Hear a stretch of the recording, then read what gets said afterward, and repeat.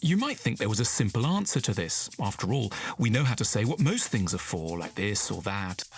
And people flock to museums like never before, so they must have their motives. But when it comes to art, people get strangely afraid to ask too directly what it might all be for.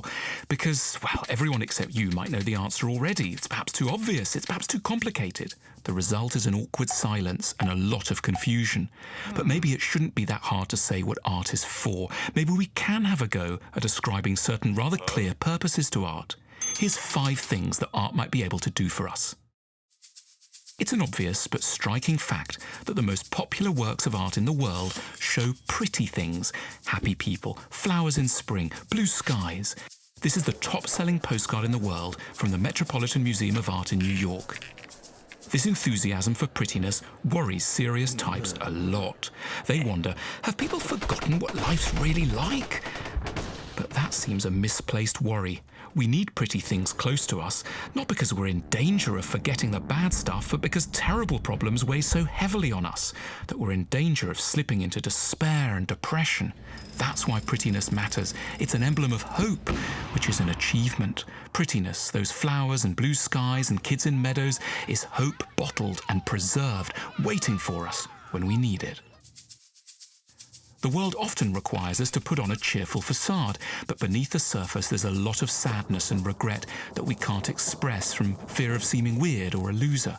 One thing art can do is reassure us of the normality of pain. It can be sad with and for us.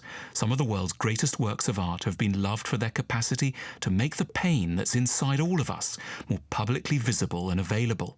Like putting on a sad piece of music, somber works of art don't have to depress us.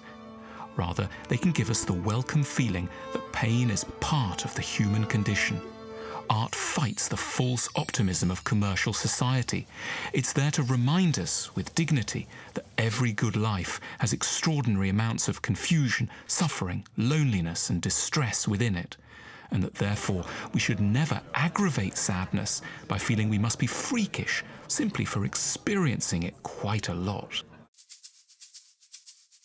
All of us are a little unbalanced in some way.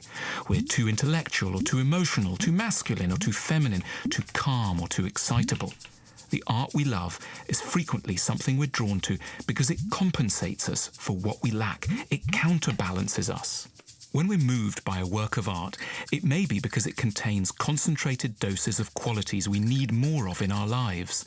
Perhaps it's full of the serenity we admire but don't have enough of. Perhaps it's got the tenderness we long for, but that our jobs and relationships are currently lacking. Or perhaps it's suffused with a pain and drama we've had to stifle but want to get in touch with. Sometimes a whole society falls in love with a certain style in art because it's trying to rebalance itself, like France in the late 18th century that wanted David as a corrective to its decadence, or Britain in the 19th century that looked to the pre-Raphaelites to counter the effects of brutal industrialization. The art a country or a person calls beautiful gives you vital clues as to what's missing in them. It's in the power of art to help us be more rounded, more balanced, and more sane. The media is constantly giving us hints about what's glamorous and important. Art also tells us about what's glamorous and important, but fortunately, given that you weren't invited again to the Oscars this year, it usually picks on some very different things. Albrecht Dürer makes grass look glamorous. John Constable draws our attention to the skies. Van Gogh reminds us that oranges are worth paying attention to. Marcel Duchamp challenges us to look again at the seemingly mundane. These artists aren't falsely glamorizing things that are better ignored. They're justly teasing out a value that's been neglected by a world with a deeply distorted and unfair sense of what truly matters. Art returns glamour to its rightful place, highlighting what's genuinely worth appreciating.